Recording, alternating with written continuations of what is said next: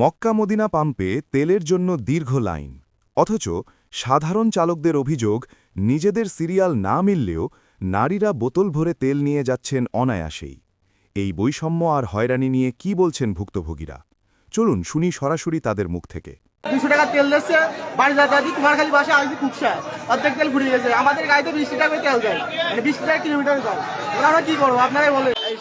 মহিলা মানে স্কুটি গাড়ি নিয়ে আসে, সে 200 টাকা তেল নিতে যা দেয় কি তেলই পড়ে গেছে সব আমার ফুল তেল।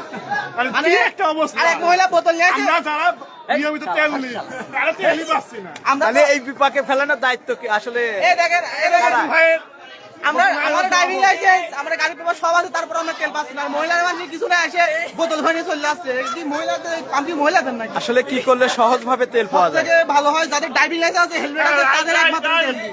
এই স্টেশনের যিনি মালিক আলহাজ আনোয়ার খান শরীফ প্রবাসী রেমিটেন্স যোদ্ধা, তিনিও কিন্তু আসলে এখানে দাঁড়িয়ে রয়েছে। আসলে এই তেল না